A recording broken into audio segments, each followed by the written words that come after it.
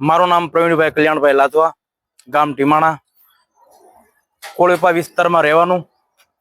આ પ્રશ્ન અમે અહીંયા રજૂઆત કરવા આવ્યા હતા સાહેબશ્રીને. આ પ્રશ્ન અમારો બહુ જૂનો છે, 15-20 વર્ષથી.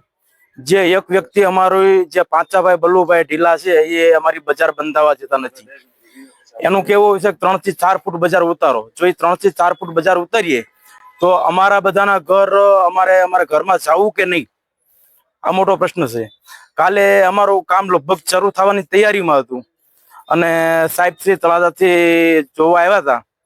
એને અરજી કરી પ્રમાણે જોવા આવ્યા એટલે સાહેબશ્રીએ પાંચાભાઈની એકની મુલાકાત લીધી અને એના ઘરમાં જઈ અને જે કાંઈ વાતચીત થઈ હોય તો વહી આવ્યા. અમે ત્યાં બધા બાજુમાં રાહ જોતા હતા.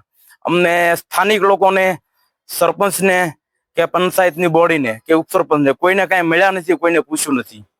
ને એ લોકોને જે કાંઈ વાતચીત થઈ હોય પણ અમારી સાથે એને સ્થાનિક છે એ લોકોને અમને મળવું જોઈતું હતું. અમારો પ્રશ્ન શું છે, એનો પ્રશ્ન શું છે, સ્થાનિક લોકોને પૂછ્યો તો એની સમજણ પડે. આજે 20-20, 22-22 વર્ષથી અમે આ લોકો હેરાન થાય છીએ. ચોમાસામાં ત્યાં લપસીને પડીએ છીએ.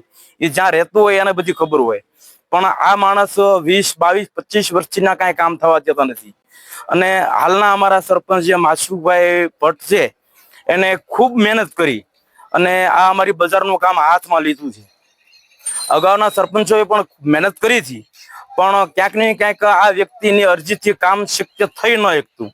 એટલા માટે અમારા માસુભાઈએ ખૂબ સારું કામ કર્યું અને કામ પાસ કરીને લાવ્યા. વર્ક ઓર્ડર આવી ગયો, કામ ચાલુ કર્યું.